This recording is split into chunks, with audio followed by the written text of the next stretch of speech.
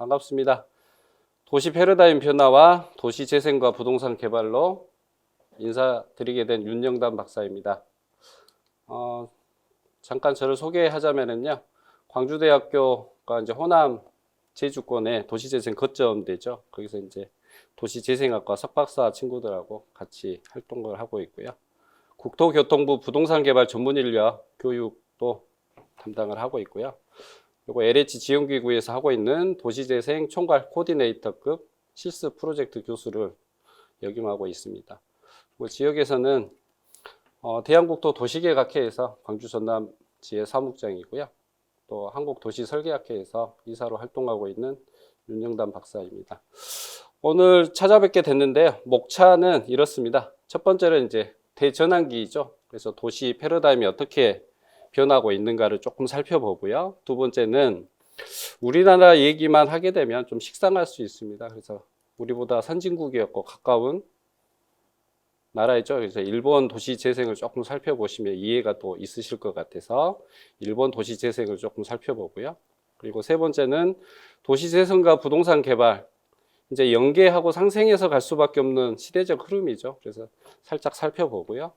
마지막으로 도시 재생 시대, 지금 도시재생 뉴딜 사업을 2017년도부터 현재까지 5년 차에 거쳐서 도시재생 뉴딜 사업을 하고 있는데요. 그런 진행해 가고 있는 과정들을 조금 살펴보는 수업 시간으로 하겠습니다. 한 1시간 한 20분 같이 하게 됐는데요.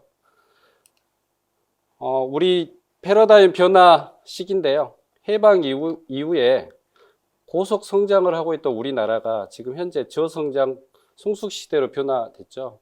근데 2017년, 18년도에 우리나라가 국민소득 3만 불 되면서 개도국에서 선진국으로 전환되는 이 시점이 인식을 하셔야 되는데 인식을 할 수 있는 그 계기가 없었어요. 근데 도시재생이라고 하는 패러다임 변화 시기에 맞춰서 주민 역량 강화를 통해 가지고 계속 국민들께, 시민분들께 안내를 해드리고 있는데요. 이제 산업화 시대, 도시화 시대, 성장 발전기, 정보화 시대, 지금 현재는 저성장 성숙 시대까지 오고 있는 그런 과정입니다. 그리고 도시 정책 변화 과정이요. 지금 현재 도시 국계법에 있는 내용 중에서 2002년도에 보시면 2002년도에 국가균형발전특별법에 의거해서 2004년도부터 살고 싶은 도시 만들기, 도시 활력 증진 사업, 샛들마을 사업을 해왔습니다. 근데 우리가 2002년도에 국토의 계획 및 이용에 관한 법률이 2003년도에 시행이 되는데요. 지금 현재 20년이 되는 시점이 돼버렸습니다. 그래서 구법을 가지고 도시를 형성해 나가기는 참 한계가 있어서 이제 도시재생 R&D 사업으로 해가지고 2006년도부터 2014년도까지 1.0으로 왔고요. 그리고 2015년도부터 18년도까지 2.0. 그 사업으로는 2017년도 이후부터는 뉴딜 사업으로 진행해가고 있는 그런 과정이라고 생각하시면 될 것 같습니다. 그래서 기존 도시 정비 사업하고 도시 재생 사업을 비교를 해놨는데요. 결국은 도시가 진행되는 과정에서 도시 문제는 발생할 수밖에 없거든요. 그러면 그 공간 안에서 선진화된 있는 경쟁력 강화 차원으로 어떻게 진행해 갈 것인가.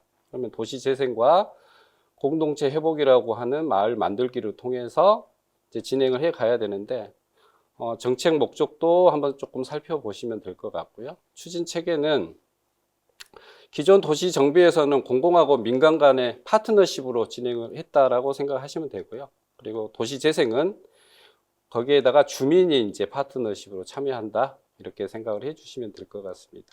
그리고 마을 만들기하고 차이에서는 지자체하고 주민 주도적 추진 체계가 조금 차이가 있는 걸로 보시면 될 것 같고요. 제도적 차이에서도 아래 보시면 기존 도시 정비 계획에서는 특별법 위주의 대응이고요. 도시 재생에서는 관련 법제 정비 통합이고요. 아래는 자치 조례, 주민의 합의 축으로 이렇게 오고 있습니다. 이제 이런 얘기를 하시면 어려우니까요. 이제 우리가 선진국 됐다라고 하는 환경을 좀 이야기를 해보면 지금 이게 보고 계시는 건 미국입니다. 미국 관련된 사례인데요. 저희가 미국 기준으로 20살이 되면 생산인구 편입 연령이 된답니다. 미국 같은 경우에. 그리고 우리나라하고 살짝 비교해서 이제 살펴보시면 될 것 같고요. 26살이 되면 평균 결혼 연령이 된답니다. 그래서 아파트가 임대 수요가 필요하고요. 지금 미국 관련된 얘기를 해드리고 있습니다.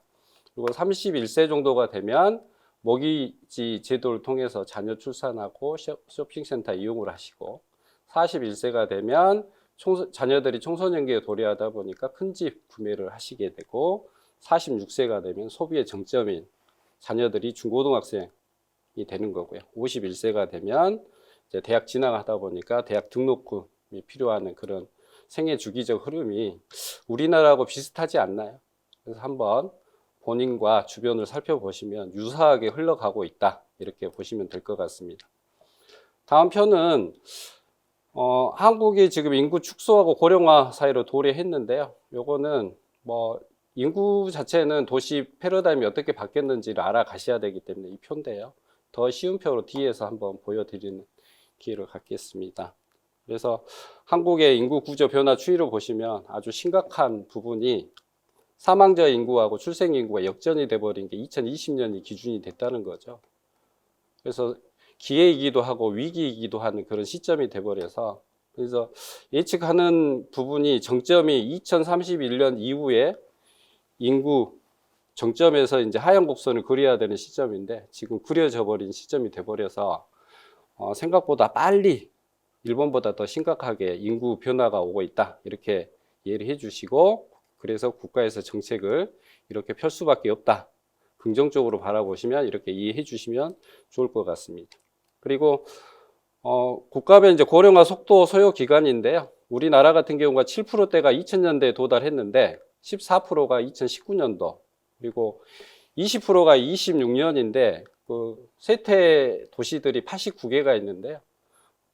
시군 지역 같은 경우는 20%가 넘어버린 지역들도 많고 26% 이상 되는 시군 지역들도 있죠. 그래서 광주에서는 조금 이제 진행형으로 이제 보시면 될 것 같은데, 인구 구조 변화는 꼭 살펴보셔야 될 것 같고요. 그리고 이제 58년 개띠라고 하시는 분들부터 71년생까지 평균 100만 명 정도 되신다고 보시면 돼요.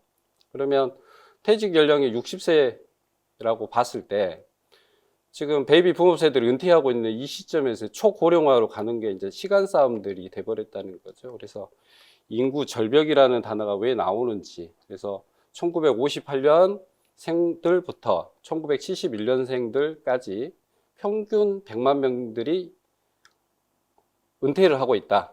그러면 그 은퇴하신 분들이 생산 인구로 오실 것이냐, 몇 프로 정도 오시고, 그럼 출생 인구도 받쳐주면 그나마 다행인데 출생 인구는 지금 사망 인구보다 더 낮게 형성이 되고 있어서 좀 심각하게 바라보고 있다, 이렇게 이해해 주시면 될 것 같습니다. 그래서 과거에는 이제 고성장 시대인데 지금 저성장 시대로 왔고요. 그리고 도시가 왜 패러다임이 바뀌는가를 살펴보시면 주택 보급률이 100%가 넘었다라는 거죠. 그리고 헌법에서 보장하는 의식주는 보장을 해줘야 되는데 주택 보급률 자체가 100%가 넘었기 때문에 이제는 도시 개발적 관점이 아니고 도시 관리적 관점에 매니지먼트화 해서 진행이 돼야 되고요. 또 이제 개발 이익이 극대화됐던 고성장 시대에서 이제는 이제 소단위 정비나 리모델링 시대가 됐다, 이렇게 이해를 해 주시면 될 것 같습니다. 그래서 이제 포디즘이나 포스트 포디즘 이제 보시면 되는데 똑같은 말씀을 드리고 있습니다. 그래서 지금 현 시점은 소량 생산 시대가 됐다, 이렇게 이해를 해 주시고요. 그래서 오래된 것을 재발견을 해야 된다. 우리나라 지금 신도시들 보면 짝퉁 같다라는 느낌 안 드시나요? 도시의 매력을 찾을 수 있나요? 인구 활동을 통해서 오래된 것을 찾을 수 있는 게 없는 게, 이제 기존 도시 정비에서는 전면 철거 방식을 통해서 가다 보니까 예전에 있었던 오래된 것들을 발견하기가 상당히 어렵습니다. 그래서 지금 도시재생 사업에서는 구시가지나 역사문화, 골목길 같은 거 살릴 수 있는 것들을 살려놓고 역사와 함께 갈 수 있는 것들을 지금 현 시점에서는 좀 찾아가야 되지 않냐, 이런 시대라고 보시면 될 것 같고요. 그래서 요즘 패러다임이 이렇게 연결고리 상에서 도시계획적 이슈를 얘기하고 있습니다. 그 안에서 이제 도시재생 이야기를 하고 있는 거죠. 그리고 뭐 역사 보존, 경관 디자인, 정보화, 환경, 많은 이야기들을 담고 있는데요. 주민 참여도 들어와 있지 않습니까? 그래서 우리가 이제 살펴봐야 될 게, 과거에는 전면 개발 방식인 구도심이나 온도심의 쇠퇴 지역을 어떻게 활력을 찾게 해 갈 것인가라는 고민들을 지금 재생을 통해서 해 가고 있다. 이렇게 보시면 될 것 같고요. 그래서 과거의 소통 패러다임 변화입니다. 그래서 정보화로 해서 급속도하게 전환이 되는데요. 뭐 저희 때는 신문고까지는 없었는데 편지 우편까지는 이제 활용을 했던 것 같고요. 그다음에 뭐 돌리는 전화기도 활용을 했는데 요즘 의사소통 수단들은 이렇게 빠르고 다양해졌지 않습니까? 그래서 시대가 이렇게 바뀌었기 때문에 도시 관리적인 패러다임 변화도 한번 재생을 통해서 좀 살펴보셔야 되는 시점이 됐다. 이렇게 이해를 해 주시면 될 것 같고요. 또 과거의 매체도 이렇습니다. 신문이라든가. 근데 요즘 어떻습니까? 이제 인터넷이라든가 모바일 그리고 SNS 다양해졌지 않습니까? 그래서 그런 시대에 맞춰서 도시를 이해해 가셔야 되는 시점이 됐고요. 그리고 이제 도시 계획이 됐든 도시 재생이 됐든 주민이 참여해 갖고 합의에 의해서 이루어져야 되는 시대가 됐기 때문에 좀 낯선 사진일 수 있습니다. 지금 과거의 방식이라고 하면 이제 앞으로는 우리도 선진국이 됐기 때문에 이런 주민 합의를 통해서 뭔가 사업을 진행해 가야 되는 시대가 됐다. 이렇게 이해해 주시면 될 것 같습니다. 그래서 이제 주민분들이 퍼실리테이터 방식으로 아이디어들을 막 적습니다. 그러면 전문가분들이 이렇게 쭉 나열을 해가지고 카테고리들을 정리해가고 주민들하고 아이디어를 추진해서 도시 계획이 됐든 재생이 됐든 주민들이 꼭 필요한 부분들을 그 전문가들한테 컨설팅 받으셔가지고 주민들의 아이디어를 사업화 시켜가는 그런 과정이라고 보시면 되고요. 좀 어려운 얘기긴 하는데 과거에는 탑다운 방식이었다고 하면 이제 주민들이 의견 내가지고 올라가는 버튼업 방식이다. 이렇게 이해해 주시면 될 것 같습니다. 그래서 이제 주민 자치 조직이 형식적으로 이루어졌다. 주민분들이 가장 이제 행정에 불만이 많은 게 주민 자치 조직들이라고 하는 게 있기는 있는데 너무 형식적으로 이루어졌고 지방자치단체 조례해서 했는데 이제는 이제 형식적인 게 아니죠. 이제 주민분들이 제안을 해가지고 지자체하고 협력해가지고 조례 제정이 필요하다면 제정하고 개정이 필요하다면 개정을 해서 상생 협력을 이루어야지만이 이런 성공적인 재생사업으로 갈 수 있기 때문에 협력 체계를 구축하고 있다. 이 사진은 지금 수도권에 있는 이제 홍대 지역 상생 협약을 통해서 재생사업을 펼쳐가기 위해서 협약한 사진입니다. 그래서 많은 분들이 참여하셔가지고 이런 부분들을 주민 스스로 건물주는 적정한 수준의 임대료를 좀 유지하겠다라고 약속을 하시고 또 임차인 같은 경우는 상권 성장이라든가 활성화 자구 노력도 하겠다. 그리고 지자체는 기반시설인 주차장이라든가 공원 등의 환경 개선 사업에 좀 지원을 해 가겠다라고 하는 상생 협약을 통해서 도시 재생을 해 가고 있는 그런 과정입니다. 지금까지는 이제 우리나라 거를 살짝 이제 도시 변화에 대해서 좀 살펴봤는데요. 계속 우리나라 것만 얘기하시면 이해가 안 되실 수 있습니다. 왜 그러냐면 3만 불 된 지가 18년도부터면 18, 19, 20, 21년 4년 됐는데 이제 후진국에서 개도국으로 오고 개도국에서 선진국으로 오는 이 기간이 과연 우리 선진국인가라고 하는 인식을 갖는데요. 지금 80세, 90세 어르신들 6.25를 겪으신 세대부터 그리고 뭐 50년대 이후에 2차 한국전쟁 겪으신 분들도 계시고 베이비 붐업 세대들도 계시고 산업화원 70년대 80년대 계신 분도 계시고 20, 30대 청년들 조금 여유로운 국가 시스템에서 대한민국에서 살아가신 분들도 그 세대별로 차이들이 다 있습니다. 그래서 일본 거를 조금 살펴보면서 우리나라 도시 변화에 대해서 조금 예측해보는 시간을 좀 가지려고 합니다. 그래서 또 마찬가지죠. 이것도 해커톤 주민들 모아가지고 아이디어 하는 일본의 환경들입니다. 그래서 전문가들이 이제 세미나도 이렇게 진행을 하는 거고요. 이거는 이제 주민분들이 아이디어를 막 적어 놓으신 것들을 토의를 통해서 이제 전문 용어는 이제 퍼실리테이터 방식으로 퍼실리테이션 방식을 도입해가지고 아이디어들을 막 적습니다. 그래서 이런 것들을 카테고리별로 정리해서 사업화해가는 그 과정들을 살펴가는 거고요. 자, 여기는 이제 일본에 있는 우베이시라는 곳입니다. 여기 보시면 중심 시가지인데 여기 공장지대가 있습니다. 근데 공장지대가 있는데 이게 이제 상정가고 중앙공원을 만들겠다. 막 이런 지도가 되겠습니다. 이게 시멘트 공장이었던 것 같습니다. 근데 이제 마츠쭈꾸리 회사라고 되어 있는데요. 마츠쭈꾸리가 마을 만들기 회사인 거죠. 그래서 이 지역을 조금 살펴보면 이런 모습이라는 거죠. 우리의 미래가 될 수 있는 모습인데 사전에 예방을 해야 된다. 여기 보시면 빈 땅이 몇 프로인 거죠? 24.6%가 돼버리는 상황이죠. 그리고 빈 건물이 빈 땅이 많음으로 인해 가지고 33.6%에 도달해 버리는 그런 상황들이 올 수 있다라는 거죠. 그래서 지금 인구 감소 시대 얘기를 하고 있는데, 고령화 시대, 인구 감소 시대 얘기하는데, 우리나라 기준으로만 말씀드리면 이해력이 좀 떨어질 수 있으실 것 같아서, 그래서 일본에 있는 지방도시인 우베이시 기준을 가지고 왔는데요. 이런 상황들이 올 확률이 높으니까 사전에 예방을 하자.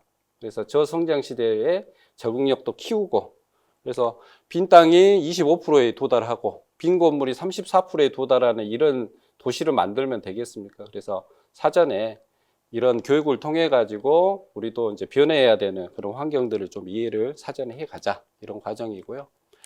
과거에 이거는 이제 이 자료는 일본의 야마구치 대학의 송준환 교수가 이제 보여준 자료였습니다. 일본 호황기어 때 이런 상가의 인구들이었습니다. 우리 충장로도 과거에 이런 모습이었다고 보시면 될 것 같습니다. 근데 그 다음 사진을 보시면 깜짝 놀라시는 인구 감소, 인구 절벽, 이런 상황이 와버릴 수 있다는 거죠. 도시 정체가 쇠퇴를 떠나서 거의 몰락에 가까운 상황이 올 수 있는 환경들을 도시 재생을 통해서 좀 느리게 가고, 또 패러다임이 바뀐 거에 대한 빠른 인식을 통해서 개발 시대가 아닌 이제 도시 관리 시대의 전환이 좀 절실한 상황이 됐다, 이렇게 이해를 해주시면 될 것 같고요. 그리고 이제 지역 공원 활동 및 비용 스킵인데요. 요거는 조금 시민들 대상으로 말씀을 드리고 있어서, 요 이제 구조 자체가 생소합니다. 그래서 이런 생소한 부분을 말씀드리다 보면 혼란이 오실 수 있고, 그래서 이거는 이제 나중에 이제 광주대 오셔가지고 석박사 과정에 오시면 한번 풀어가지고 설명을 해 드리겠습니다. 이게 이제 공공성을 가지고 하는 지역 공원 비용을 가져가는 모델인데요. 좀 이해하시기가 난해하실 수 있어서 이건 넘어가겠습니다. 그래서 지금 여기 보시면 여기에 뭐죠? 주차장. 여기가 뭐죠? 주차장. 여기가 뭐죠? 주차장이었을 것 같은데 잔디광장이죠. 여기 뭐죠? 주차장. 여기 뭐죠? 주차장. 여기 과거의 주차장. 이게 청년들이 이런 컨테이너를 가져와 가지고 도시 관리를 해가는 그런 과정인데, 과거에 다 주차장이었다는 거죠. 근데 도시가 활력을 찾으려면 인간의 활동이 있어야 되는데 활동이 멈춰버린다. 주차장만 가지고 있으면.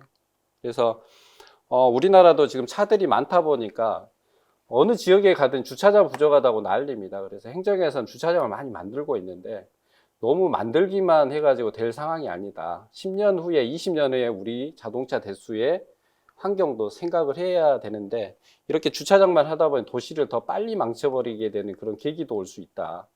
이게 지나가면서 볼거리도 있어야 되고 먹거리도 있어야 되는 그런 상황을 통해서 인간의 활동이 이루어질 건데, 목적을 가지고 주차만 하고 바로 가버리는 활동이다 보니까 그 도시를 더 빨리 쇠퇴시켜버리고 망쳐버릴 수 있는 그런 상황들을 갖고 있으니까 좀 신중하게 주차장 만든 걸 고민을 해야 되고, 또 심사를 가거나 심의를 가게 되면은 주차장이 필요하다고 어느 지자체든 다 말씀을 하시거든요. 주민분들도 꼭 필요하시면 하셔라.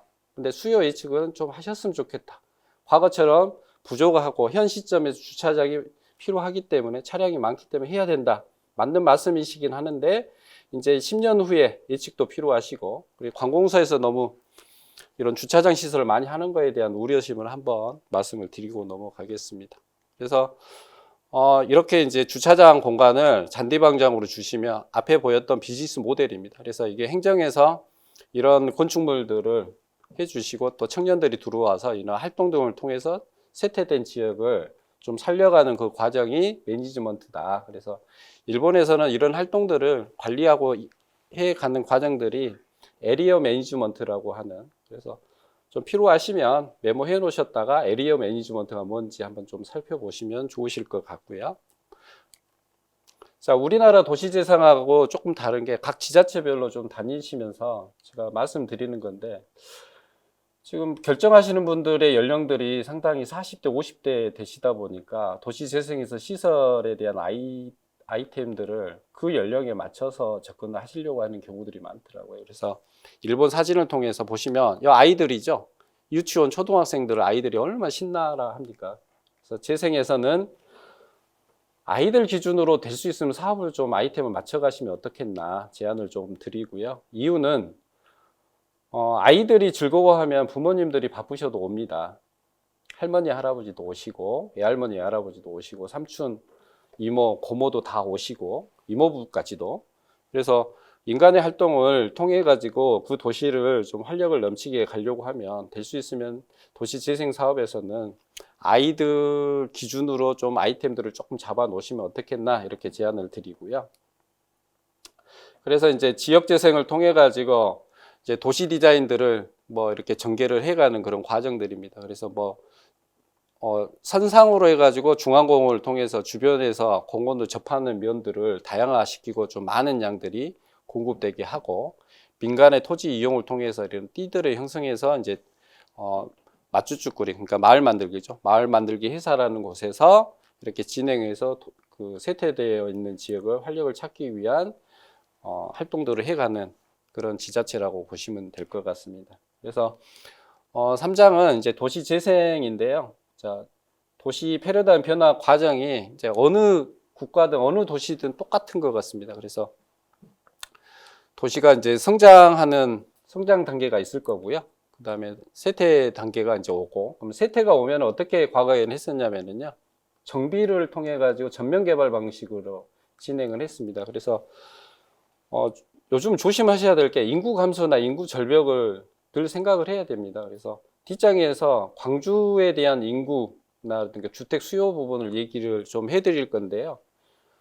과거에는 이제 주택 수요 자체도 신규 수요와 기존 수요 두 가지만 생각을 했습니다. 이제 우리가 10년 후가 될지 20년 후가 될지는 모르겠지만 사망자 수요도 있습니다. 그러면 집들이 남아 돌게 되면 일본이 지금 과거에 제가 6년 전에 일본 갔을 때는 800만 채 정도가 빈집이라고 했는데 지금은 1200만 채가 빈집이라고 할 정도로 그러면 부동산이 갖고 있는 이 세태가 국가 경제나 지역 경제나 가정에까지 영향을 미치기 때문에 지금 도시 재생을 통해서 도시가 패러다임 바뀌었고 그래서 전면 개발 방식이 아닌 재생을 통해서 그 과정들을 조금 살피셔야 되는 시점이 됐다. 이제 이런 말씀을 좀 드리고 있고요. 그래서 과거에는 이제 우리가 선진국 되기 전에는 정비까지만 진행을 해 왔었는데요.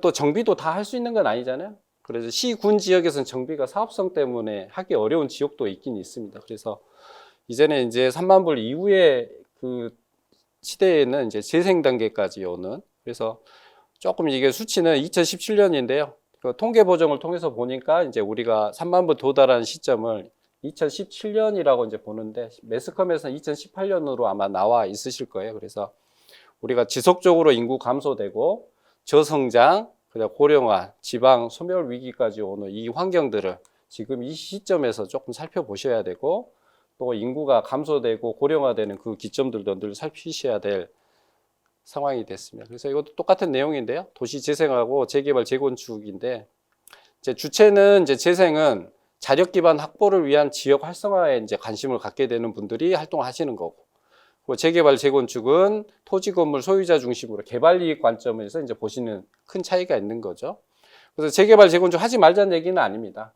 해야 될 것과 조금 과거처럼 전면 개발을 무작정 하는 그런 시대가 아니라 꼭 해야 될 것은 해야 되겠지만 과거처럼 가서는 안 된다는 거죠. 그래서 해야 될 것은 해야 되겠지만 너무 이제 과거처럼 가시면은 안 된다. 그리고 수익성 있는 노후 지역에다가 했고요. 이제 주로 수도권이라고 표현한 이유는 이제 사업성 때문에 그러겠죠. 그래서 사업성에 대한 비용들 때문에 수도권에서 많이 하고 있는데 지방 대도시나 중소대도시를 포함해서 이제 재생 사업을 지금 하고 있고요.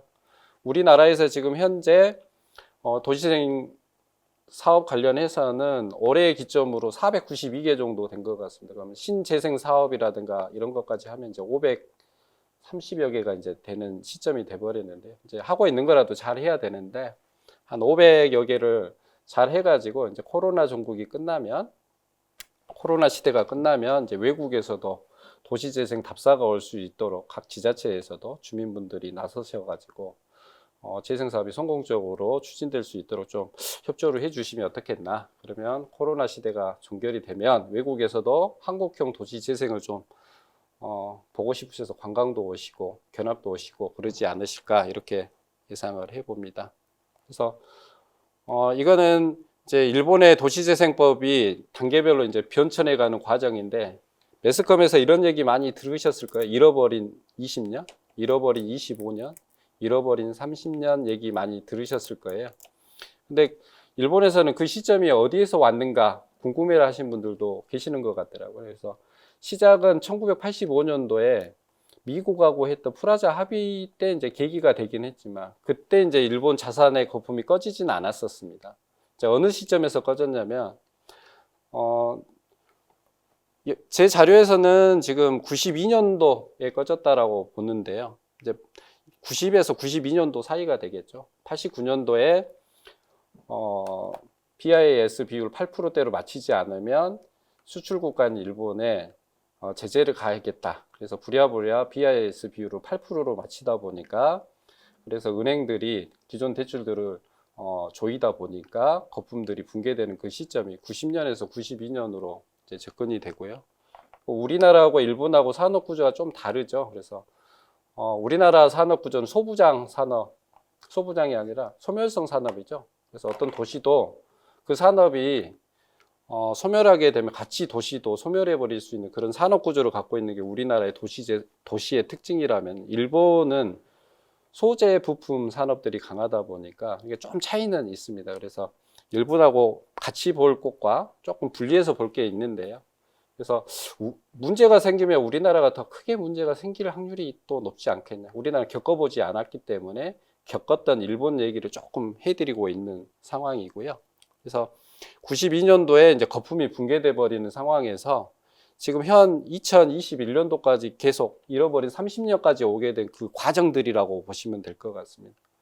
근데 이제 제가 보기에는 95년도에 보면 고베 대지진이 있습니다. 그래서 일본도 조금 대지진이라고 하는 재난 때문에 조금 경제가 휘청해가지고 하고 싶은 대로 하지 못하는 그런 계기도 있었던 것 같고요. 그래서 98년도부터 생산 인구가 감소해 버리는 상황들이 일본이 오게 됩니다. 우리나라는 생산 인구 감소가 언제 올 것이냐? 좀 전에 말씀드렸죠. 58년생부터 71년 사이 그 인구들이 계속 해년마다 100만 명씩 이제 은퇴해 갈 건데, 그럼 우리나라는 생산 인구 감소가 어느 시점에서 올 거냐? 전체 인구는 감소가 올해부터 진행이 돼 버렸기 때문에 그런 상황에서 보면 98년도에 일본 같은 경우는 생산 인구가 감소돼 버렸다는 거죠. 그래서 여러 가지 이유가 있습니다. 대지진도 있었고 생산 인구 감소도 있고 여러 가지 이유가 있었겠지만 하여튼 거품이 꺼진 이후로 30년 동안 잃어버린 경제를 갖고 가는 그런 구조들이 있었죠. 그래도 올라가려고 했던 시기도 있었는데 또 보면 2011년도에 큰 재앙이 또 하나 왔었죠. 그래서 동일본 지진이 오다 보니까 그런 영향도 있었지 않냐라고 예측을 하는데 이런 과정들 속에서 일본 같은 경우는 법 개정을 통해서 대도시는 도시재생특별조치법으로 해가지고 재생사업을 대도시권 중심으로 해서 민간이 참여해가는 사업으로 진행하고 그리고 지역재생을 통해서 중심시가지 활성화 사업을 통해가지고 일본 재생을 하는데요. 2020년 12월 31일 기준으로 중심시가지 활성화에 대한 인증 자체가 250개 정도가 일본이 돼 있더라고요. 그래서 우리나라 도시 재생 사업하고 좀 차이가 있는 게 몇 가지만 설명을 해드리면요. 일본 같은 경우는 인증이라고 하는 제도를 통해 가지고 세태 지역 전체를 뭐 성과 역세권을 중심으로 인증을 해 가지고 그 인증 안에서 민간이 사업을 할 수도 있고 공공이 사업을 주도할 수 있고 그러면 5년 동안 사업이 종결되면 끝낼 것이냐? 끝내지는 않습니다. 그래서 또 거기에서 이제 우리나라는 모니터링 종합평가 뭐 이렇게 표현을 하는데요. 일본은 후속 보고라고 하는 체계로 얘기를 하고 있더라고요. 그래서 일본의 그 후속 보고를 통해서 장단점을 좀 파악을 해가지고 2기 그래서 5년 동안 또 더 지원을 해달라. 그래서 2기 또 5년 하시고 또 5년 또 하시고 또 종결된 게 아니라 좀 부족한 점이 있으면 또 3기. 그래서 250개 사업 중에서 어떤 지자체는 3기까지 진행하고 있는 데가 있고 어떤 지자체는 2기까지 하고 있는 그런 게 우리나라와 좀 다른데요. 다른 이유는 우리는 조금 늦게 도시 재생을 시작을 했고, 일본 같은 경우는 마을 만들기는 이제 한참 전부터 했지만, 도시 재생, 중심시가지 활성화 사업을 했던 98년대 이후부터 세월이 있기 때문에 그렇고요. 우리는 2006년도에 R&D 연구를 통해 가지고 시작을 해서 2013년도에 법을 제정하고 2014년도에 선도사업 13개를 하고 2016년도에 일반 사업 33개, 이게 이제 도시재생 사업인 거죠. 그래서 문재인 정부 들어와 가지고 2017년도부터 도시재생 뉴딜 사업 이렇게 진행해서 지금 500여 개 선정해 가지고 진행하고 있는 그런 과정인데요. 그게 조금 이제 차이가, 우리도 종결되는 사업들이 지금 뉴딜 사업도 한 12개 정도 이상씩 나오고 있잖아요. 그래서 그런 것들을 모니터링을 통해 가지고 필요하다면 추가 지원도 좀 필요하지 않냐, 이런 개인적인 의견도 조금 드리고 있습니다. 그래서 일본 보시면 또 2008년도에 글로벌 금융위기를 같이 접합니다. 근데 왜 일본이 뭐 미국에서 접했던 글로벌 금융위기를 이야기를 하시냐라고 하실 수 있는데, 미국에 있는 금융과 일본의 금융이 뗄래야 뗄 수가 없지 않습니까? 그래서 또 일본 같은 경우는 2011년도 동일본 지진 이전에도 글로벌 금융위기 또 있었다라는 거죠. 그래서 잃어버린 환경이 30년까지 오는 이 과정들을 딱 보니까 안타까움도 좀 있습니다. 그래서 가까운 국가죠. 선행해 가고 있는 일본의 이런 변화되어 있는 환경들을 좀 교훈 삼아서 미리미리 선제 대응을 할 필요가 있지 않겠냐, 우리나라 같은 경우는. 이제 그렇게 말씀을 드리고 있고요. 그래서 일본도 마찬가지입니다. 이제 92년도까지가 경제 버블기였다라고 하면 그 이유는 도시 재생기인데요. 근데 재생기 때는 부동산 거품이 조금 꺼져가는 그런 시점도 좀 일부 작용을 했었습니다. 그래서 그 이후에 도시 재생 활성화, 그래서 지역 재생을 통해서 이렇게 진행하고요. 그래서 2010년도 이후에는 이제 법 체계를 2개로 가져가는 거죠. 지역 재생과 같이 전국으로 확산시키는 법은 중심시가지 활성화법으로 가셨고, 거기도 이제 본부가 있고요. 근데 또 대도시에 할 때는 또 체계가 다르더라. 우리나라에는 아직 없는데요. 도시재생 특별조치법을 일본에서 만들 때 법 만들고 본부를 만든 게 아니고 본부를 먼저 만들고 법을 제정을 했더라고요. 이게 특이사항이다라고 좀 인지를 해주시면 될 것 같습니다. 자, 우리나라 이제 얘기를 살짝 이제 해보면은요. 저희 나라를 보면은 이런 뭐 도시 및 주거환경 정비법 뭐 2002년도에 나왔고 뭐 이런 얘기들은 많이 들어보셨을 거예요. 그런데 우리가 주택 보급률 자체가 2000년도에 96%에 도달하게 됩니다. 그리고 92년도 초반만 해도 어떤 상황이 우리가 신도시, 1기 신도시에서 주택 보급률 자체를 올리는 계기를 줬지 않습니까? 2기 신도시하고 현재는 이제 3기 신도시까지 준비한다고 하는데, 근데 현 시점에서 107%까지 도달해 있는 상황에서 과거처럼 개발 위주로 가야 되나 좀 고민을 좀 해봐야 되는 그런 시점이다. 그래서 우리나라 도시 재생을 조금 이제 살펴보면 사회 경제적인 환경 변화도 조금 살펴보셔야 되고, 도시 재생 패러다임 전환 시기에 있는 시가지가 확장되는 게 시가지 세태로 이제 작용이 되고, 도시 정비에서 도시 재생으로 넘어왔다. 그리고 인구 감소와 지방 소멸. 근데 이제 고출산에서 저출산 고령화로 가는 이런 상황들도 인지를 하면서 이제 2006년도에 도시재생 R&D 사업을 이제 추진을 하는 거고요. 그래서 R&D 사업을 통해서 테스트 베드로 창원 그리고 전주 연습 삼아 좀 진행을 했었고, 두 번째로는 도시재생법이 2013년도에 제정을 합니다. 근데 우리는 이론적 체제를 가지고 있는데 일본 같은 게 다원적 체제를 갖고 있긴 하는데, 우리도 이제 앞으로 점진적으로는 다원 체계로 이제 가야 될 것 같다라는 의견을 계속 피력은 하고 있는데요. 2014년도에 도시재생 활성화 및 지원해가는 법률이 이제 제정이 됩니다. 그래서 우리 재생 사업을 2014년도에 선도 사업을 해서 13개, 그리고 16년도에 33개, 2017년도에는 68개를 시작으로 99개 해서 쭉 지금 현 시점까지 500여 개까지 오는 그런 과정들을 밟고 있고요. 자, 이제 소두에서 이제 말씀드렸던 아주 심각한 상황을 조금 그래프를 통해서 조금 말씀을 드리겠습니다. 지금 통계청 자료인데요. 2020년도인데 이 빨간색이 먼저 사망 인구의 선입니다. 이거는 출생 인구의 선이고요. 여기는 연도입니다. 연도인데 지금 현재 이게 1970년대 출생 인구가 100만 명 정도 됐던 그 기점에서요. 현재 2020년도에는 30만 명 정도까지 출생 인구, 그러면 3분의 1 이상이 줄어버리는 상황이 되는 거죠. 그래서 지금 정점이 되는 기준이 71년생까지 평균 100만 명, 그리고 74년생인 한 90만 명이 이제 무너지지 않는 그 계기. 그래서 93년인가요? 1994년부터 수능으로 바뀌는 계기가 이런 인구 구조 변화 때문에. 그래서 75년생들부터 이제 수능 세대인 거죠. 그래서 세대별로 이제 차이들을 이제 보시면 90만 명이 이제 무너질 것처럼 보이니까 이제 75년생들부터 수능으로 바뀌는 그런 과정이고, 지금도 수능에 이제 계속 변화는 있었지만은 쭉 왔는데 이 인구에 대한 변화 추이들은 조금 살펴보셔야 된다라는 거죠. 그래서 지금 현재 2020년도에 이제 30만 명, 이거는 사망 인구인데 역전돼 버리는 현 시점을 보시고, 우리나라도 위기가 한번 오면 헤어나기 어려운 상황도 올 수 있겠다. 그래서 스스로도 조금 관리를 하셔야 되고, 도시도 관리가 돼야 되고, 국가 차원에서도 도시재생 관리가 돼야 되지 않냐, 이런 말씀 자꾸 지금 드리고 있는 부분입니다. 그래서 이런 인구 변화되는 거는 연도별 인구 수를 그냥 다이어리 같은 데다 이렇게 출력해 가지고 하나 가지고 다니시면, 우리가 생산 인구가 65세가 넘어가신 인구들이 몇 년생이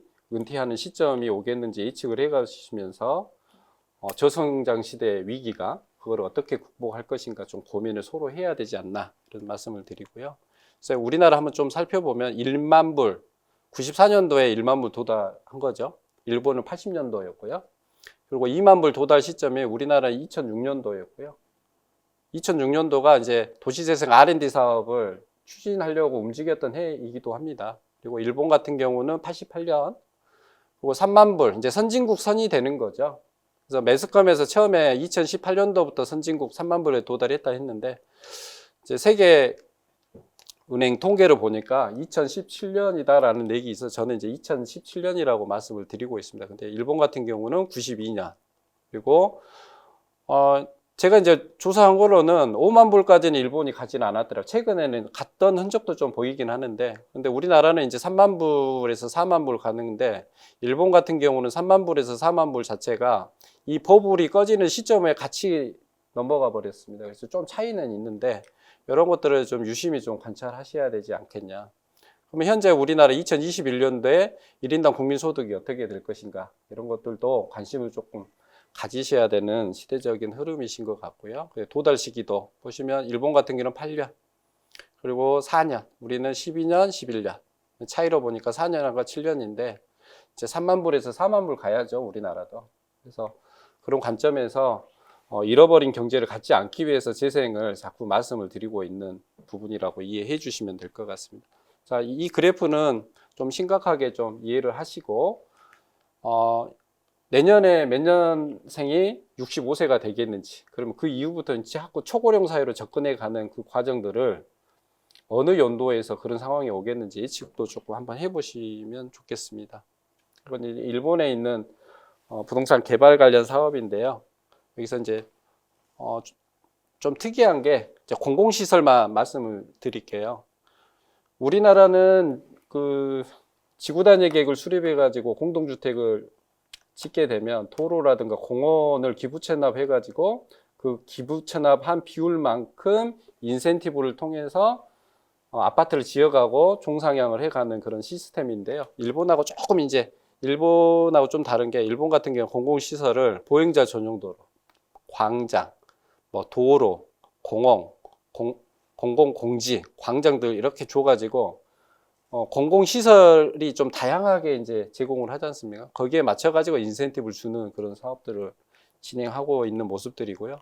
이게 조금 보이시는지 모르겠는데, 이게 이제 녹화되어 있는 거죠. 여기 보시면 공공공지를 이만큼 주변에 있는 저층 주거지나 저층 건물들하고 같이 상생할 수 있는 환경을 통해 가지고 이쪽을 공원화하거나 광장화 시켜 가지고 주변 분들하고 같이 가시는 거죠. 그래서 그만큼 인센티브는 이렇게 받아서 사업성을 이 위로 확보를 해가는 그런 시스템이라고 보시면 될 것 같습니다. 이것도 마찬가지로 뭐 그런 시스템이고요. 그래서 이제 도시 재생도 이제 연계도 돼야 되고 결합도 돼야 되고 통합도 돼서 이제 진행이 돼야 되지 않겠냐. 그러면 여기 계시는 도시 재생에 관심 있으신 분들도 이제 협의적으로만 보지 마시고요. 또 광의적으로 여러 가지 환경, 뭐 스마트 도시도 될 수 있고 그린 뉴딜 사업도 될 수도 있고 뭐 가로주택 정비 사업도 될 수도 있고 소규모 자율주택 사업도 될 수 있고 이제 이렇게 이제 광의적인 의미로 도시 재생을 이해해 주시면 좋으실 것 같습니다. 그래서 서울시 같은 경우는 민간 개발 유도를 하려고 이제 발표를 오세훈 시장 때 했었습니다. 그래서 일본 얘기를 잠깐 했는데요. 2014년도부터 민간 유도 차원에서 여러 가지 일본의 정책들도 있었는데 중심시 가지고 활성화를 통해서만 사업을 하기에는 한계를 느껴서 대도시 중심으로, 그러면 대도시가 100만일 것이냐 아니면 50만일 것이냐는 조금 이제 이야기가 되긴 하지만 사업성이 나는 도시가 되겠죠. 될 수 있으면 100만 이상의 도시 중심이 될 것 같긴 한데요. 그래서 뭐 서울시에서는 2세대 도시 재생으로 대전환하겠다. 이제 서울식 재생 이렇게 진행하겠다 하는데 저희들도 좀 다원화 차원에서 대도시 중심으로 하는 도시 재생 사업과 중소도시 재생 사업을 하는 게 조금 나눌 필요는 있지 않겠냐. 그래서 한 500여 개 하는 그 모니터링을 통해서 보완을 좀 했으면 좋겠다라는 의견을 자꾸 드리고 있습니다. 그래서 그런 내용으로 이제 공동체 활성화라든가 거점 시설 조성, 혁신지구, 정부 정비나 개발 사업들 이런 게 이제 믹스되는 게 이제 재생 사업인 거죠. 그러니까 종합적으로 하는 사업들이 재생과 같이 물려가지고 사업을 할 수밖에 없다. 이렇게 이해를 해주시면 될 것 같고요. 자, 이제 광주 분들이 많으실 수 있어서 광주 인구하고 세대수 얘기를 잠깐 하겠습니다. 이제 우리나라 얘기만 하다 보면은 현실감이 좀 떨어질 수가 있는데요. 이거는 저희가 저희 대한국도 도시계획학회에서 세미나에 있던 자료를 잠깐 발췌해서 말씀을 드리자면 2021년도 광주광역시 도시계획 포럼에서 나왔던 얘기인데요. 광주 주민등록 인구가 2014년도를 최고점으로 지속적으로 감소하고 있다고 합니다. 이 통계 자료가 그런 자료이고요. 그래서 최근 5년간 연평균 0.27%씩 감소하고 있다는 거죠. 근데 좀 특이한 게 뭐냐면 외국인 인구는 지속적으로 올라가고 있다는 거죠. 이거는 조금 이제 관심 있게 좀 보셔야 될 이 수치다라고 이렇게 보시면 될 것 같고요. 그리고 이제 연령별 인구수를 이렇게 쭉 이렇게 보다 보니까요. 14세 이하 유년 인구가 대폭 감소하고 있다. 이런 거죠. 그리고 65세 인구는 지속적으로 증가하고 있고, 그리고 19세에서 39세 청년 인구는 또 감소하고 있고, 이제 생산 인구들이 감소하고 있는 이런 상황들을 좀 인지를 지금은 심각하게 좀 하시고 계셔야 되지 않겠냐라는 말씀을 드리려고 이 표를 가지고 왔습니다. 그리고 이제 장래 가구 구조하고 인구 변화를 예측해 놓은 부분인데요. 이제 이 표에서는 2032년에 가구 수까지도 감소한다라고 이제 예측을 하는데 지금 현 구조로 보면은 이것보다 빨라질 수도 있다. 그래서 1인 가구하고 2인 가구 비율 자체가 지금 2020년 기준으로 보면 광주에서 60%에 도달해 버립니다. 1, 2인 가구. 근데 주택을 공급하는 거는 3, 4인 가구용 25평형대나 33평형대 주력의 아파트를 공급하고 있으면 근데 1, 2인 가구는 지속적으로 증가하고 있고 3, 4인 가구 수는 지속적으로 감소하고 있는 환경에서 공급과 수요를 좀 고민을 해봐야 되는 상황이지 않냐 이렇게들 보고 있는 거죠. 그래서 주택 공급 조절이 필요하다라는 의견을 행정에서는 이렇게 바라보고 있는 거고요. 그리고 가구가 감소하면 주택 공급 속도도 좀 조절이 필요하지 않겠냐. 근데 32년이라고 하는데 더 빨리 감소할 수도 있는 부분이어서 좀 탄력적으로 이런 것들이 조정이 될 수 있도록 시스템이 좀 갖춰져야 되지 않겠냐. 이제 이런 말씀 드리려고 이 표는 가지고 왔고요. 그래서 광주시가 주택 공급 예정 물량을 이렇게 분석을 해본 것 같습니다. 근데 뭐 시나리오 과하고 시나리오 나라고 이제 했는데 결론은 뭐냐면 수요보다 공급이 많을 걸로 추정을 해버리는 거죠. 그래서 전면 개발 방식보다는 재생을 믹스해서 가는 그런 사업 방식을 좀 도입을 좀 적극적으로 해야 되지 않냐, 이런 말씀을 좀 드리고 있는 거고요. 그래서 이게 광주시가 2016년도부터 20년까지 보니까 평균 12,000세대 정도씩이 아파트가 공급이 된 것 같습니다. 근데 이게 수요 공급에서 이게 맞아 떨어지는지 조금 의문이거든요. 그래서 이제는 조금 수요 부분과 공급 부분을 좀 고민을 해야 되는 상황이지 않냐. 이건 한번 좀 고민을 스스로 한번 해보시면 좋겠습니다. 그리고 넘어가겠습니다. 같은 얘기니까요. 그래서 이제 보니까 이제 부동산 개발 얘기를 잠깐 하면요, 은퇴자들이 자꾸 이제 100만 명씩 생성이 되고 있는데, 이제 교외 지역으로 이주해 가는 상황에서 은퇴자 마을들도 이렇게 계획을 해서 공무원 연금관리공단에서도 이제 각 지역별로 하나씩 시범적으로 시범 운영하고 있는 이런 사업들도 좀 발생하고 있는 거고요. 도시가 이제 바뀌어가고 있는 그런 상황들의 한 축이다라고 해서 이제 하나 보여드리는 거고요. 그리고 이제 관광단지에도 아파트가 필요한가라고 하는, 대면이었을 땐 좀 꼭 여쭤보거든요. 그래서 이게 이제 한양대학교 최원철 교수님이 신문기사 내놓으신 부분인데, 고민을 해봐야 된다는 거죠. 예전에 핀피민빈만 생각했다가 과거에 이제 어느 동네에다가 개발 사업을 하려고 했는데 인허가가 나지 않아서 인허가를 취소하려고 하니까 주민분들 인허가를 내주라, 그런 취지에서 그러면 인허가를 내려고 봤더니 이런 개발 사업들이 들어와야 수익성이 있어서 사업이 가능하다, 이제 그런 얘기를 좀 하려고 그림을 가져왔고요. 이거는 이제 토론토인데 이거 대도시 얘기니까 조금 넘어가겠습니다. 그래서 이 얘기는, 이 사진은 이런 개발 사업에서도 이런 공원 같은 것들과 같이 연계해서 갈 수 있어야 된다, 이제는 그런 이야기를 좀 드리려고 좀 가져왔고요. 자, 여기는 상해, 중국에 있는 도시화되는 이 도시 조감도입니다. 우리 대한민국의 도시, 광주의 도시 이미지가 세계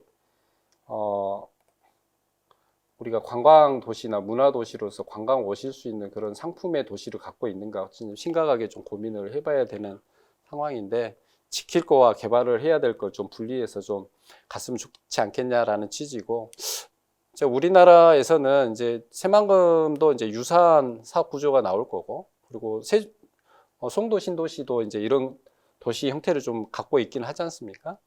자, 이런 것들도 이제 송도에 가면 유사한 건축물을 가지고 있는 거고요.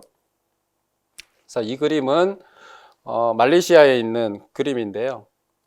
이런 도시의 이미지, 말레이시아 가면 말레이시아 같은 도시의 건축물인데 라고 하는 그 도시 이미지, 건축 이미지를 갖고 가야 되는데, 도시 재생을 통해서 그 도시의 이미지를 조금 찾아가는 시대가 돼야 되지 않냐, 이런 말씀을 드리고요.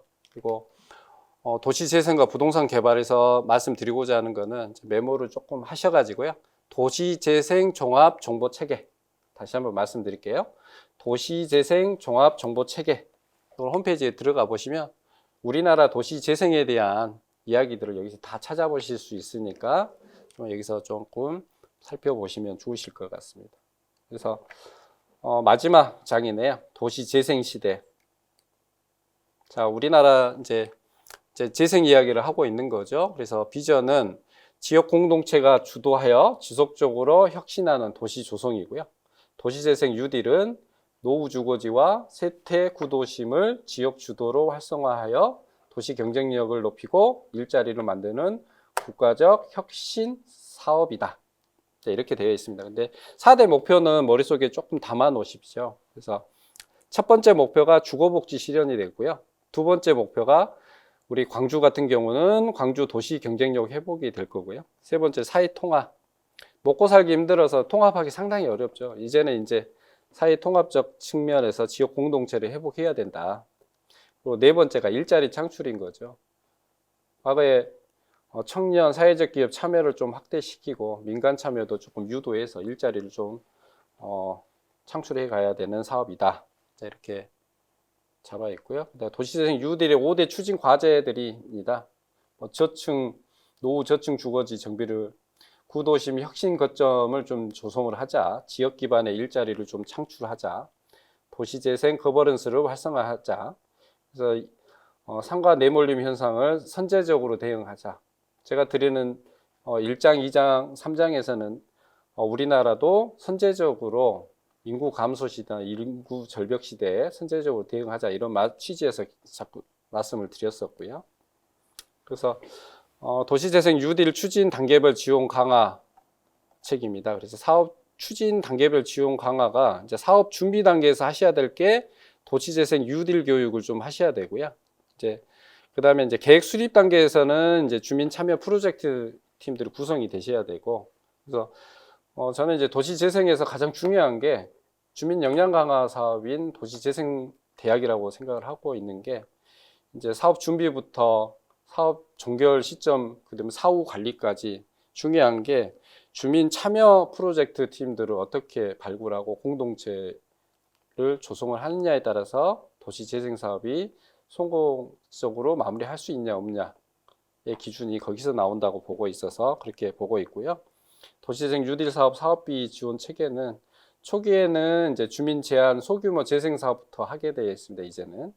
그리고 본 사업에서는 이제 연습을 통해서 소규모 재생 사업을 하셨으면 이제 5개 유형이죠. 50억에서 250억까지 국가 보조 사업을 하고 있는 경제 기반형, 중심 시가지형, 일반 근린형, 주거지 지원형, 우리 동네 살리기. 근데 최근에는 우리 동네 살리기는 조금 이제 빠져나가는 그런 모양새고요.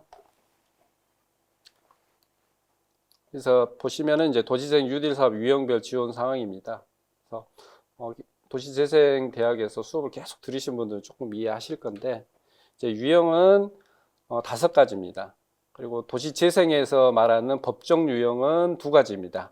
밑에 보시면 법정 유형 한번 조금 살펴보시고, 그래서 우리 동네 살리기는 법 체계가 조금 달라가지고 요즘은 조금 2021년도 하반기부터는 조금 빠져나가는 추세고요. 그래서 우리 동네 살리기의 지원 근거 법령은 국가균형발전특별법이었고요. 그리고 나머지 클린 재생형인 3가지하고 도시 경제 기반형인 사업은 도시재생 활성화 및 지원에 관한 법률에 근거해서 사업을 진행하고 있고요. 밑에 쭉 보시면 대상 지역을 조금 살펴보시면 좋습니다. 왜냐하면 저층 주거지 밀집 지역인데 주거지 지원형이, 근데 준주 주거지가 들어가게끔 전략 계획을 잡으시거나 활성화 계획을 수립하는 지자체들이 조금씩 있으시더라고요. 그래서 밑에 보시면 대상 지역에 대한 이해가 조금 필요하실 걸로 보여집니다. 그래서 주거지 지원형은 저층 주거 밀집 지역, 일종 주거 지역이나 경우에 따라서 이종 주거지가 일부 포함되는 지역이었을 때는 주거지 지원형이고, 일반 근린형 같은 경우는 주거지하고 골목 상권이 형성되어 있는 준주거 지역까지, 그리고 밑에는 면적이 되겠죠. 그래서 10만에서 15만 내외. 이제 면적을 제한을 두는 거는 뉴딜 사업의 효과가 이 정도 돼야 효과를 좀 보지 않겠냐. 너무 협소해도 문제가 되고 너무 넓어도 효과를 보기 어렵다. 이런 취지에서 면적 제한을 좀 걸어 놓으신 것 같고요. 중심 시가지 같은 경우는 행정, 원도심 성격을 갖고 있어야 되겠죠. 상권, 역사문화. 그래서 20만 제곱미터 내외. 그래서 기반 시설을 밑에 부분을 좀 참고해서 보시면 될 것 같습니다. 그래서 자꾸 실수하시는 부분이 이 대상 지역을 선정할 때 전문가들이 봤을 때 일반 근린형 지역인데 지자체에서는 주거지 지원용으로, 그리고 주민분들께서 주거지 관련된 내용으로 좀 제안을 해줬으면 좋겠다라는 취지를 하시다 보면 이런 유형을 좀 잘못 결정하시는 분들이 있더라고요. 그래서 아주 기초적인 부분이기도 하지만 좀 어렵습니다. 그래서 이 부분을 조금 살펴보시면 좋으실 것 같고요. 그리고 지금 현재는 뉴딜 사업이 500여 개를 진행하고 있다 보니까요. 집행 등 부진 기초지자체는 신규 선정을 제한을 하고 있습니다. 그래서 이거는 좀 살펴보셔야 됩니다. 집행 등 부진 기초지자체는 신규 선정을 좀 제한하고 있다. 이렇게 보시면 될 것 같고, 집행 부진 지자체가 중앙 선정도 제한을 하고 광역 선정하는 것도 제한을 하겠다. 이렇게 발표를 해 있고요. 기존 사업지에서도 완료된 경우는 가능한데 진행 중이거나 활성화 지역이 추가 변경 시 이것도 가능하다고는 하는데, 일단 이거는 이제 전략계획에서 기존 사업지가 분리가 되어 있을 때는 가능하다고 보시면 될 것 같습니다. 그래서 뉴딜 선정 및 관리 체계를 조금 요약해서 말씀을 드리면은요, 지금 수업하고 있는 게 심화 과정이라고 해서 지금 이 상황까지 좀 보여드리고 있는데요. 신규 선정을 합니다. 그러면 선정만 하고 놔두는 게 아니고요. 신규 선정 시에서 이제 실현 가능성 및 타당성 평가를 하겠죠. 그래서 사전에 적정성 검증도 하실 거고 서면 평가도 뭐 2, 3개월에 거쳐서 진행을 합니다. 그리고 난 다음에 사업 관리도 진행을 하고 있습니다. 그래서 집행의 실적이라든가 공정 관리라든가 뭐 월간 단위로 점검을 좀 진행을 하고 있는 거고요. 그리고 또 활성화 계획 변경 협의를 또 뭐 하고는 있는데 요즘 최근에 국토부에서는 변경 잘 안 해주고 있긴 하는데 이거는 조금 참고하시기 바라고, 그다음 실적 평가, 도시 재생에 대한 실적 평가도 진행을 하고 있고 정상까지 하는 모니터링 체계를 다 갖추고 있고요. 작년부터는 종합 성과지표 관련해서도 체크를 해가는 그런 과정들을 가져가고 있습니다. 그리고 도시재생 예비사업 도입을 해가지고 선행 필수적으로 이제 연습을 통해서 진행을 하는데요. 도시재생 뉴딜 교육, 그리고 주민 역량 강화 사업, 소규모 재생 사업, 이게 이제 합쳐져 가지고 도시재생 예비사업으로 2020년도 하반기부터는 재편이 됐습니다. 이제 선정은 시도에서 선정하는데요. 중앙에서 최종적으로 선정해서 내려가는데, 이제는 이제 도시재생 예비사업에서 사업 종결 이후에 이제 도시재생 뉴딜 사업을 신청하게 되어 있는 그런 시스템이라고 이해해 주시면 될 것 같습니다. 그리고 이제 실현 가능성 및 타당성 평가 체계인데요. 통상적으로 사전 컨설팅을 해주고 있습니다. LH 지원기구에서.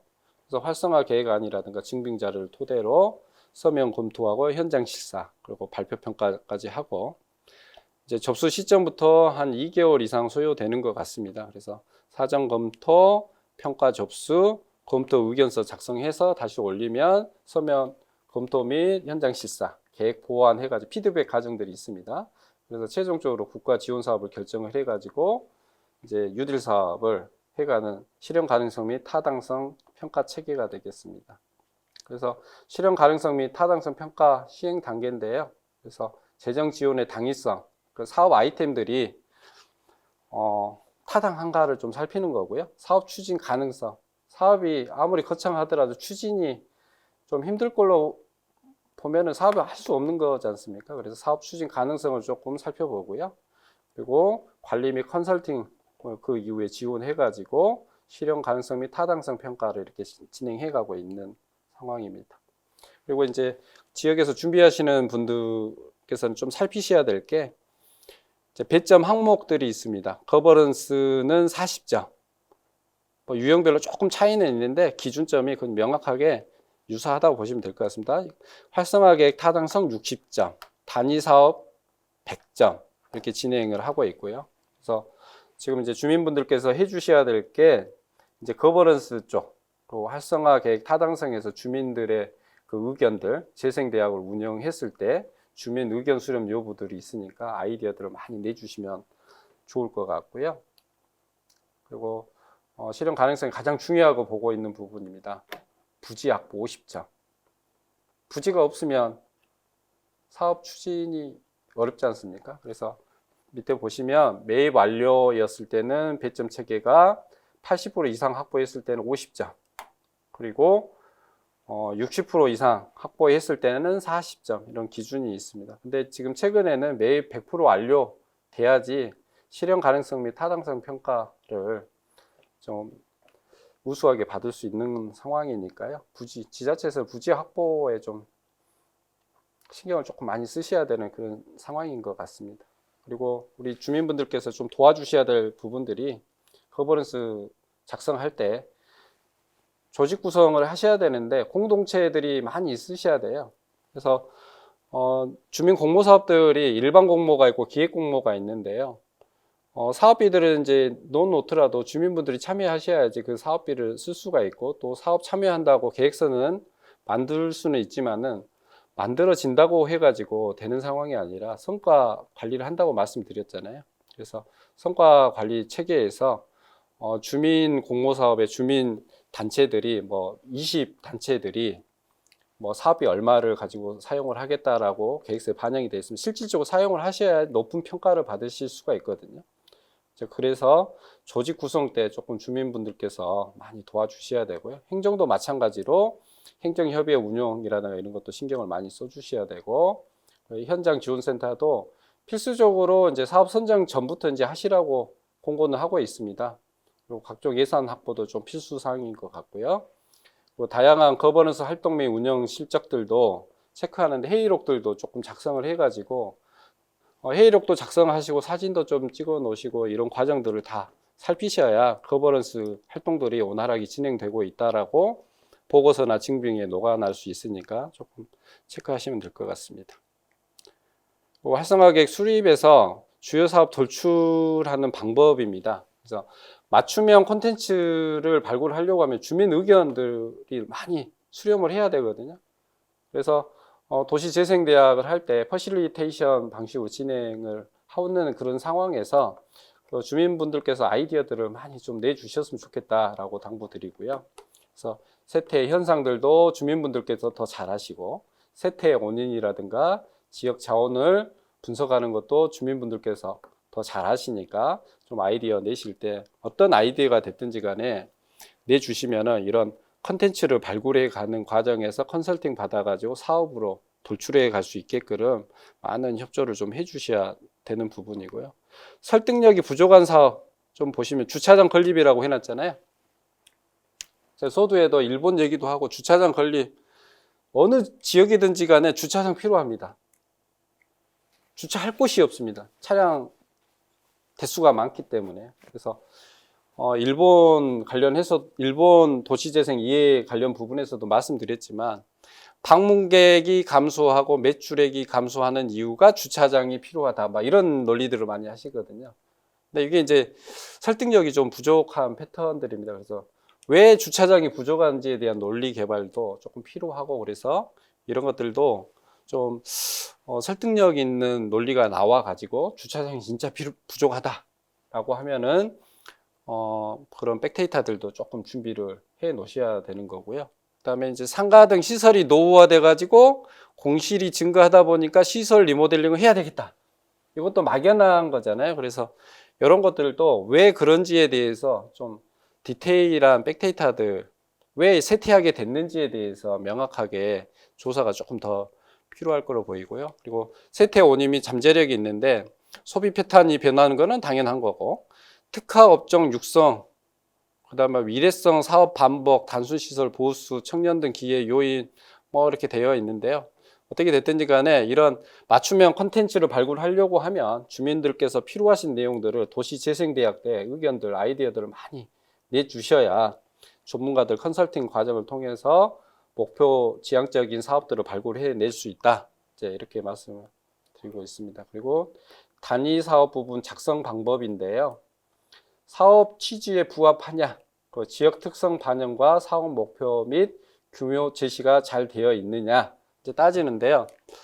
너무 막연하게 이제 주변에 있는 시설들과의 연계관계도 생각을 하셔야 되는데, 이제 생활환경 개선 사업비가 너무 과다하게 지출되는 것도 조금 생각을 해 보셔야 돼서, 그래서 도시재생대학 때부터 체계적으로 조금 운영해 가시는 그런 과정들이 좀 필요한 게 시작부터 사후관리까지 주민분들이 하셔야 되기 때문에 이런 부분들도 같이 그 논의를 해가는 과정들이 그 재생대학 때 있으시면 좋을 것 같아요. 그래서 유사 사례 및 수요조사 결과를 제시 또 하셔야 되는데 선진지 견학이라든가 이런 걸 통해 가지고 하셔야 되고, 사업비 타당성 근거도 제시하셔야 되는데 지금 물가 상승분들이 엄청 크기 때문에 지금 LH 지원기구에서는 서울시에 있는 공공건축물 관리에 관한 규정에 있는 그 단가표 가지고 지금 하고는 있긴 하는데요. 각 지자체별로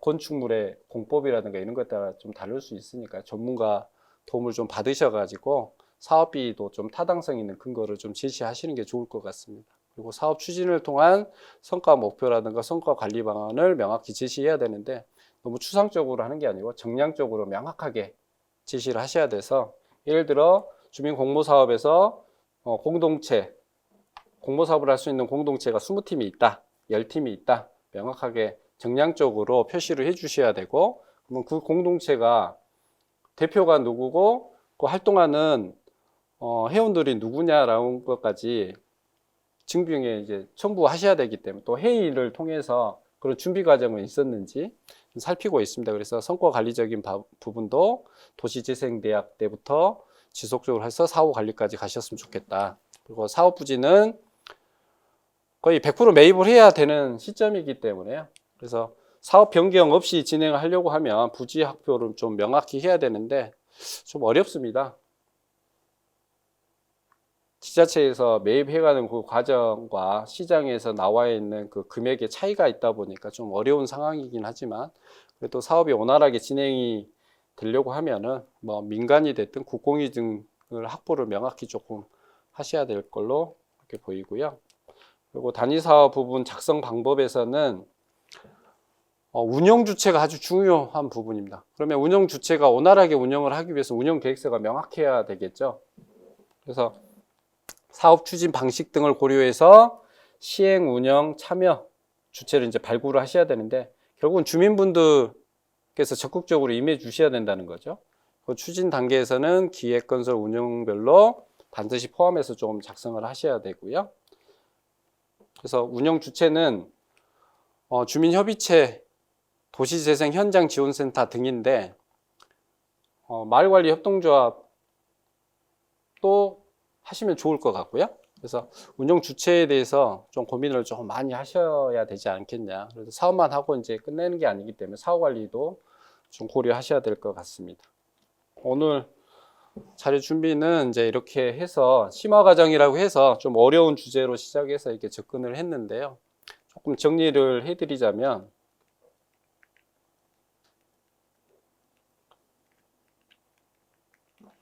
도시재생 시대가 돼버린 것 같습니다. 돼버렸고요. 그래서 500개나 되고 있는 상황에서 좀 시행착오도 많은데 좀 우수한 성공 사례들, 성과가 나는 사업들을 조금 살피셔가지고 우리 동네에 적용할 수 있는 것들도 살피실 수 있는 좋은 기회이고요.